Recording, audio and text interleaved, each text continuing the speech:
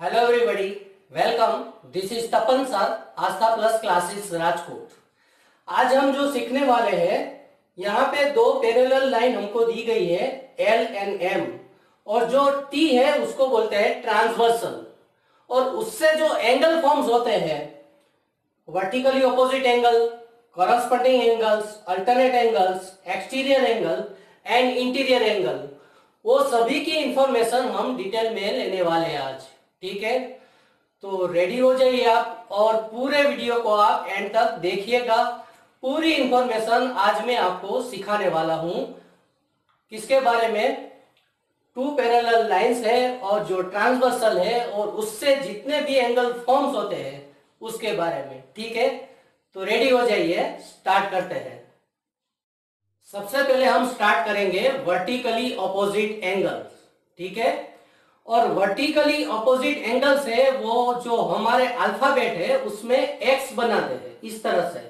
ये शेप होता है वर्टिकली ऑपोजिट एंगल का, जिसे मैंने यहाँ पे ड्रॉ करके रखा है। देखो ऐसा, जो हमारी यहाँ पे फिगर है उसमें से दिस 1 and 3 है वो वर्टिकली ऑपोजिट एंगल है, 2 and 4 है वो वर्टिकली ऑपोजिट एंगल है। इसी तरह से 5 and 7 है वो वर्टिकली ऑपोजिट एंगल है, एंड 6 and 8 है वो वर्टिकली ऑपोजिट एंगल्स है। ठीक है, तो यहाँ पे सपोज मान लो कि एंगल 1 = 105 डिग्री हमको दिया गया है, तो उसके बेस पे हम क्या लिखेंगे? देखो, एंगल 1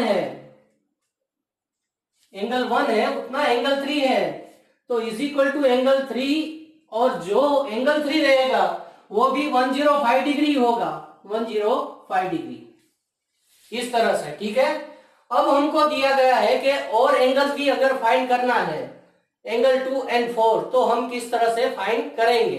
ठीक है, तो यहां पे हम जो लीनियर पेयर बन रही है, एक लाइन है उससे जो दो एंगल बनते हैं वो लीनियर पेयर है, तो एंगल 1 and एंगल 2 दोनों का प्लस करने से 180 मिलेगा। ठीक है, तो यहां पे है एंगल 1 प्लस एंगल 2 = 180 डिग्री आपको मिलता है। ठीक है, आपको एंगल 2 फाइंड करना है, तो 180 में से आपको एंगल 1 माइनस करना पड़ेगा। 180 में से 105 डिग्री हम माइनस करेंगे तो आपको 75 डिग्री मिलेगा, जो एंगल 2 होगा।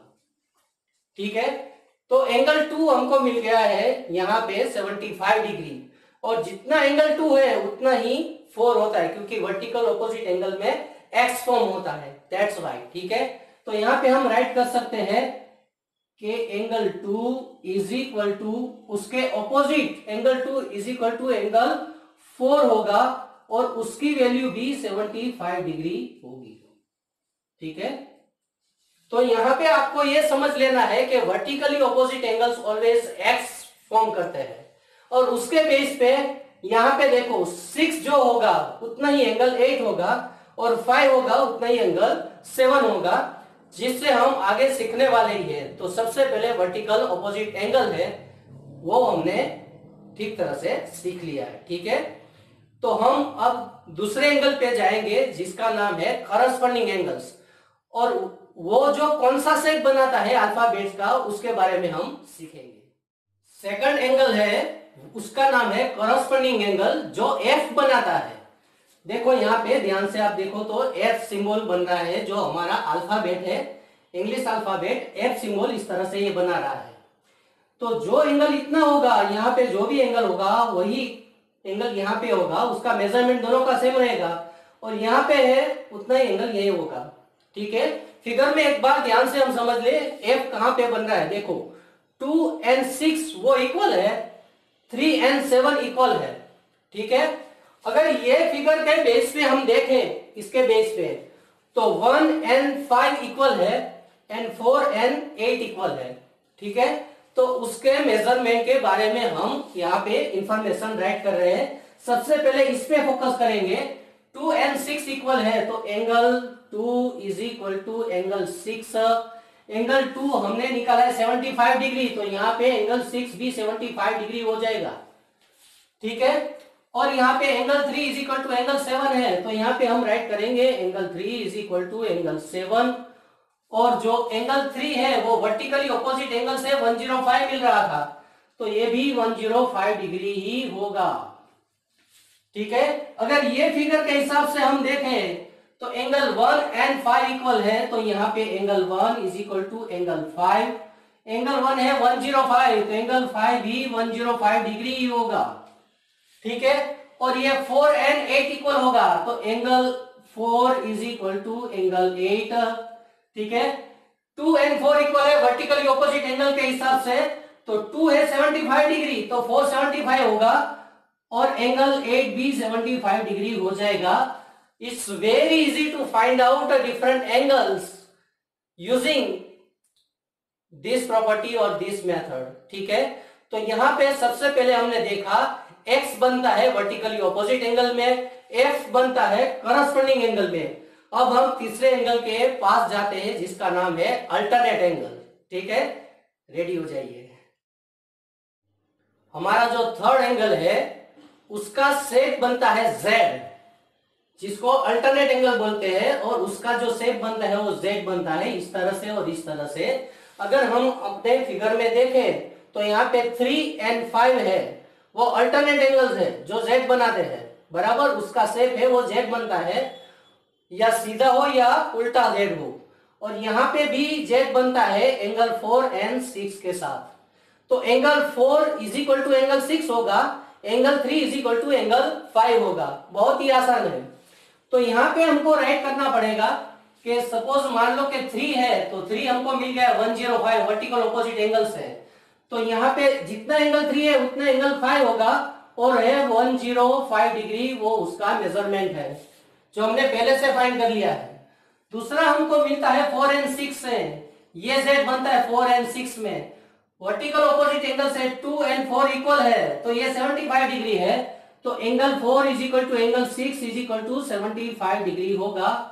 यहाँ पे देखो 75 4 है, तो ये भी 75 हो जाएगा। वर्टिकल ऑपोजिट एंगल से 3 है 105 है, तो एंगल 5 भी 105 डिग्री ही होगा। Everything is very easy and very interesting. सबसे पहले हमने देखा है किसके बारे में, वर्टिकली ऑपोजिट एंगल जो x बनाता है। दूसरा हमने देखा करस्पॉन्डिंग एंगल है वो f बनाता है। तीसरा हमने देखा अल्टरनेट एंगल से जिसका शेप बनता है z।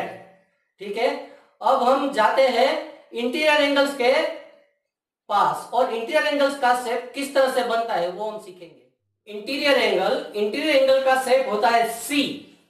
देखो ये है C शेप है इस तरह से, और ये भी ऐसे शेप बनता है C शेप, अल्फाबेट C। देखो यहाँ पे मैंने ड्रॉ कर दिया है, देखो इस तरह का शेप या इस तरह का शेप, ये इंटीरियर एंगल है। एंगल 4 एंड 5 बनता है, और 3 एंड 6। और जो इंटीरियर एंगल होता है वो ऑलवेज सप्लीमेंट्री होता है, जब वो दोनों को हम प्लस करते हैं तो उसका एंगल सम आता है 180 डिग्री। तो यहाँ पे फिगर में हम देखें angle 3 plus angle 6 is equal to 180 degree. अगर एंगल 3 आपके पास है तो 180 में से 3 को निकाल दो को आपको 6 मिलेगा। अगर 6 आपके पास है तो एंगल 6 को 180 में से माइनस करो, एंगल 3 आपको मिल जाएगा। ठीक है, तो ये पूरी इंफॉर्मेशन है एंगल 4 एंड 5 एंड 3 एंड 6 यहाँ पे मैंने ड्राइंग करके आपको दिखाई है। और जो एंगल सम होता है किसका, इंटीरियर एंगल का, वो 180 डिग्री होता है। Angle 3 plus angle 6 is equal to 180 degree, and angle 4 plus angle 5 is equal to 180 degree. This is interior angle. ठीक है, और उसके बाद हम जाएंगे लास्ट एंगल पे जिसको बोलते हैं एक्सटीरियर अल्टरनेट एंगल। ठीक है, उसके बारे में हम सीखेंगे एक्सटीरियर अल्टरनेट एंगल्स। ठीक है, तो यहाँ पे 2 एंड 8 है वो एक्सटीरियर अल्टरनेट एंगल्स है, एंड 1 एंड 7 है वो एक्सटीरियर अल्टरनेट एंगल्स है, और दोनों का मेजरमेंट सेम ही आता है। जितना 2 है, सपोज मान लो कि यहाँ पे 75 हमको दिया ही है, 105 से हमने निकाल दिया 75, तो 75 डिग्री एंगल 2 है, तो एंगल 8 भी 75 डिग्री ही होगा। देखो यहाँ पे मैंने राइट करके रखा है। इसी तरह से एंगल 1 है 105 डिग्री है, तो एंगल 7 भी 105 डिग्री ही होगा। This is called exterior alternate angles, angle 1 and 7, angle 2 and 8। ठीक है, तो फ्रेंड्स सभी जितने भी आप मेथड सीखते जाओ, जितने भी ट्रिक्स सीखते जाओ सभी में प्रैक्टिस की जरूरत होती है। आप कोई भी एक एंगल आपको मिल जाए, शायद 7 है एंगल, वो आपको दिया जाए तो उससे भी सेम यही सभी मेथड का यूज करके आप सभी एंगल्स को फाइंड कर सकते हो। कोई भी एक ही एंगल की यहाँ पे हमको जरूरत होती है और उसके बेस पे हम सभी एंगल्स को इजीली फाइंड कर सकते हैं। तो आशा रखता हूं डेफिनेटली आपको ये मेरा वीडियो पसंद आया होगा और जल्दी से आपके फ्रेंड सर्कल में उसको शेयर कर दीजिए।